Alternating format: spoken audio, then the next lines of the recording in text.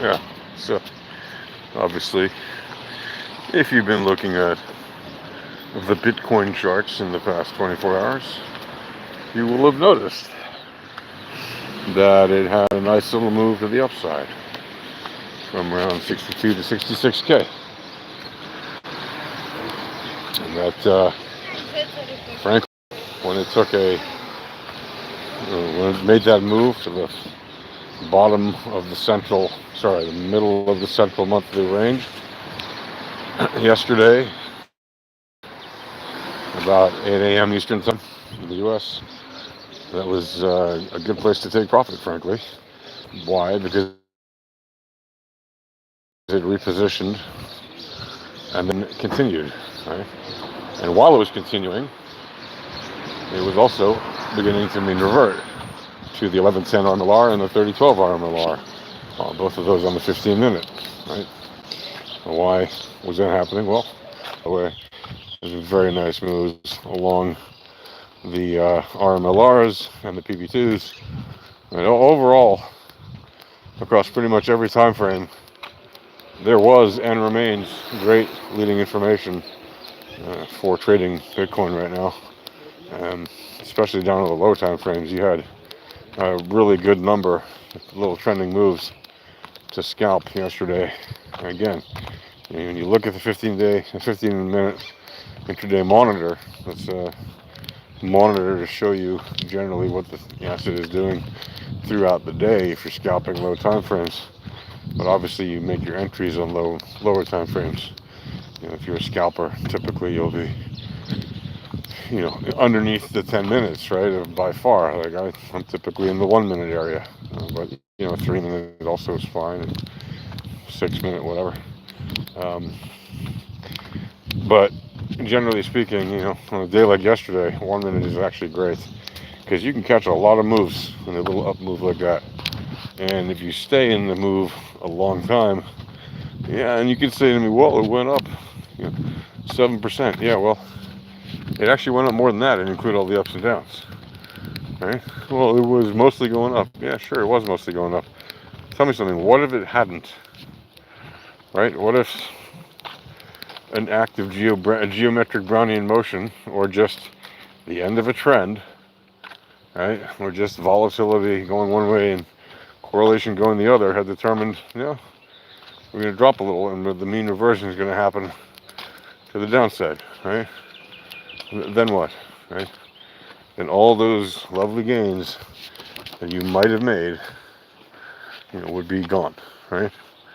And what is the point of that, right? What is the point of staying in trades all day long, only to have to get rid of them, or not even have to get rid of them, only to lose them because you never bothered to realize them? So that's why I always say, the best thing to do is to take profits early and often, limit your loss, and not be emotionally attached to your trade. Right? Take profits early and often means you don't just stay in the trade for hours and days at a time. It means you get in, you get out. Yeah, sure. There could be a trend building up from the 1 minute all the way up to the 4 hour and the daily. There could be. The amount of time it takes to do that, right? You're generally going to have many trending moves along the way on the 1 minute or even the 3 minute, right? Before that happens. And yes, of course, as we saw, trending moves on the 4 hour. Great, fantastic. Does that mean you should stay in the 4 hour trend? Sure, if you want to trade the 4 hour, go ahead. But you're going to get a lot less occurrences of opportunity to do that. And even so, right, it's not necessarily a reason to just stay in it without at least looking at the lower time frames and seeing, well, hang on, it's made this move on this lower time frame and is looking like it's set to move in the other direction. Why don't I just at least realize some gains? And then when you do, for example, when it hit the center of the central monthly range yesterday, right, after the first move in the earlier part of the day, well, if you had taken your profits there, it came down more than 1% after that before climbing back up again. So if you had taken your profits and even not taking the short down for 1%, just let it come back down a percent, and then reposition, re-entered with your long for the next move up, you would have made an extra percent, right? And on an easy trade where you didn't have to sweat it, where you didn't have to think, is it over, like, is it looking like it's going to come down now? Which, remember, it did come down a percent, right? As it began the mean reversion process to the 1110 RMLR. It did. So you would have been better off, right, having more capital in your base to use for the next trade, and then run that next trade to the upside. So then instead of having a 7% day if you caught the whole move, you would have had an 8% day, right? And and if you'd done that again when it hit the top of the central monthly range, right, as soon as it popped over just a little bit, right, if you'd taken your profit there, well, instead of waiting for it to do the next move, there were many percentages back and forth across the day, even on a day when it basically seemed to just go up. If you look at the high time frames, sure, but look at it on the low time frames, see what it actually did, right? See how those high time frames were developed, and you can see there were a lot of occurrences of opportunity, right, to go up a little, down a little, up a little, down a little, and not doing that, is a riskier move than doing that when you're trading low time frames, right? And again, the reason for that is very simple. It's much easier. It's much easier to lose liquidity out of a big bucket that's moving a lot of liquidity than out of a bunch of small little buckets. Morning. Okay. So always use the low time frames to avoid slippage, much more than you're going to get on higher time frames. On high time frames, it's much easier to get slippage affecting you, right? Especially when you have a big bucket of liquidity filled, right? If you have a big bucket that you've been dragging through the stream and it's full of liquid, you better get it out of there, because the sharks will come and get it, right? If your bucket is full of liquid, it's no longer just liquid, that's chum. Think of it that way. You're running chum through the stream at that point, and the sharks love to get it. And who are the sharks? The sharks are the high frequency traders.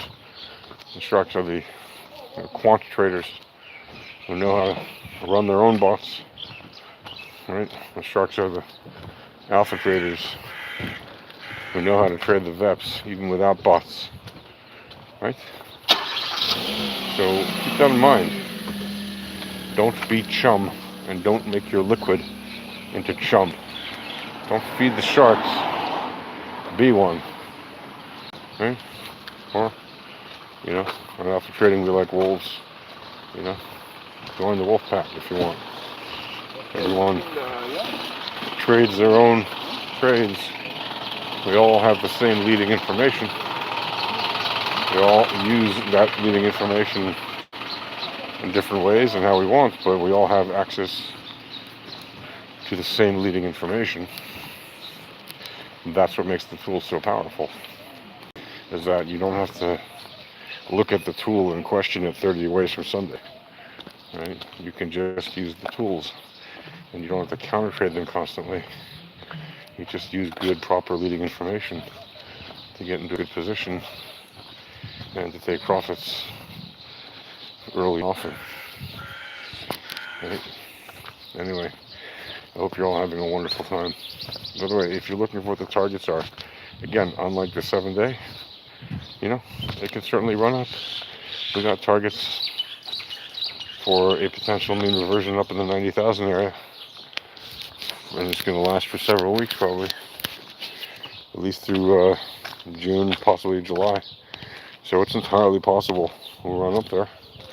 It is definitely on the launch pad, if it wants to do that. But there could also still be, reversion down to the power mean, which is still in the 50K area, 50, 56 or something like that, or 51. It's certainly possible. Right now the probabilities are to the upside, but probabilities constantly change, so you have to monitor them across different time frames and know what you're trading. And don't get caught off guard just because, some silly news article told you, or some silly technical analyst said, drew some triangle. They have no idea what they're talking about, using lagging information. If you want to actually know how to use leading information, just go to alphatradinghq.com/discord. Again, that's alphatradinghq.com. Click on the Discord link, or just go to alphatradinghq.com/discord and request your free access to the volatility starter kit, and you get all that free indicators and free education and everything else. So, talk to you later. Ciao.